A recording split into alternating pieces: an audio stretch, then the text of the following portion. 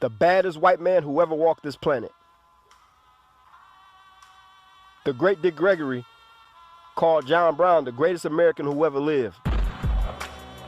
Because if it wasn't for him, the Civil War would have never kicked off. W.E.B. Du Bois wrote an entire book on John Brown. Dick Gregory has wrote about him several times. Dr. Claude Anderson has wrote about John Brown.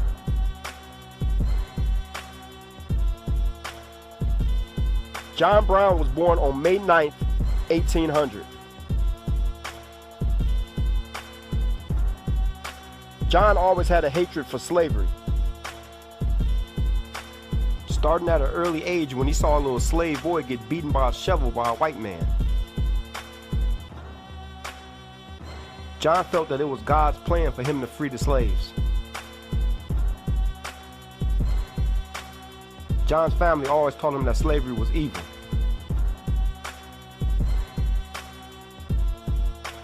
One day, angry pro-slavery white mobs had killed an abolitionist named Elijah Lovejoy.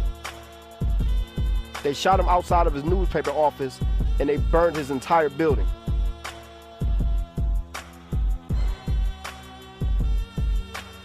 John attended his memorial services and said, "From this day forward, I am concentrating my life to the destruction of slavery."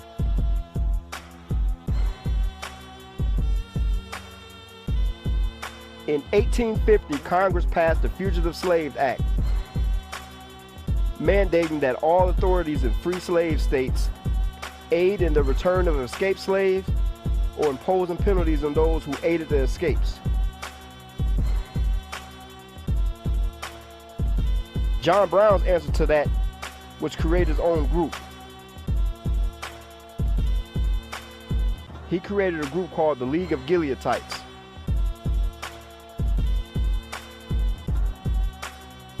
John raised and trained his kids to be as much of a G as he was. John was a very stern father and believed in tough love. One of his sons got shot and he begged his dad to put a bullet into his head. John's son begged him to just take him out of his misery. While he laid there in agony, John yelled at him and said, "Shut up.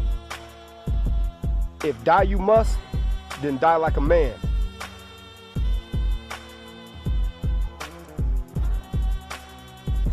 John Brown's first taste of blood was in the Potawatomi Massacre.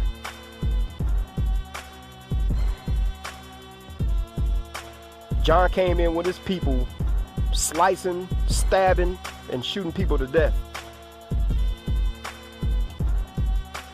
What he's most popular for was his raid on Harper's Ferry. They came through killing everything in sight. John and his crew came in taking hostages, stabbing people, taking guns. John was giving guns to slaves and destroying everything in his path. John only had an army of 21 people, with 5 of them being his own kids. John was expecting over 4,000 people, but it didn't turn out that way. Harper's Ferry was where the weapons were made, so it was full of military rifles, bullets, and 4 divisions of troops guarding it.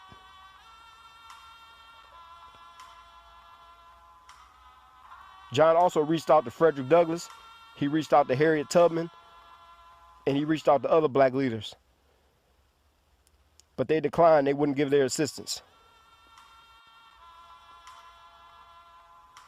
John felt if they joined his crusade, he can use their connections. They could call the slaves to arms. He felt that the slaves would not rally to an unknown white man. But if they knew about Frederick Douglass and Harriet Tubman, John used a term called the bees will hive.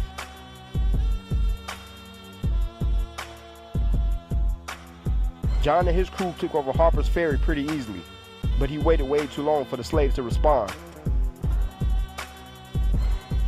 John kept telling his crew to be patient. The bees will hive. After seizing and holding Harper's Ferry for 2 days, the slaves did not rally to his side.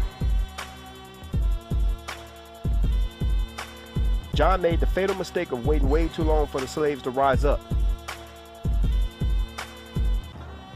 During the attack, John stopped the train and he decided to let the train go. But the train staff informed Washington of what's going on. Washington sent Robert E. Lee and the rest of the Marines to capture John.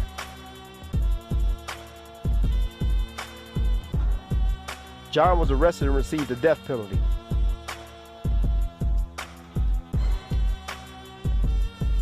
On December 2nd, 1859, the day of his execution, John wrote in his diary, "I, John Brown, am now quite certain that the crimes of this guilty land would never be purged away but with blood.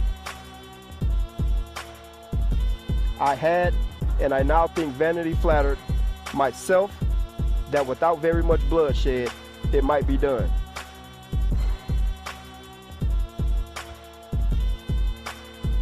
After John Brown's death, Frederick Douglass wrote, "Brown's struggle to the cause of freedom was far superior to mine. Mine was a small light, his was a burning sun.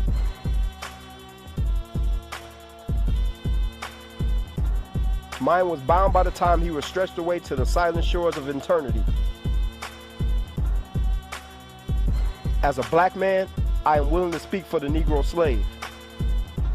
But John Brown was willing to die for the slave." John Brown was hanged in front of thousands of people in Charlestown, Virginia.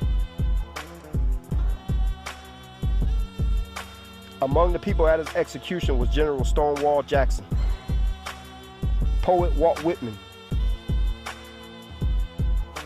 There's over 40 books on John Brown. 40.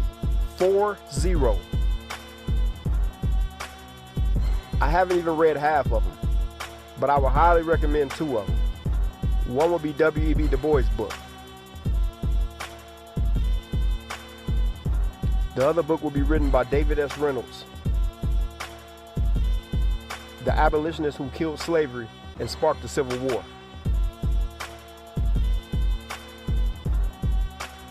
Thank you so much for watching. Make sure you hit the thumbs up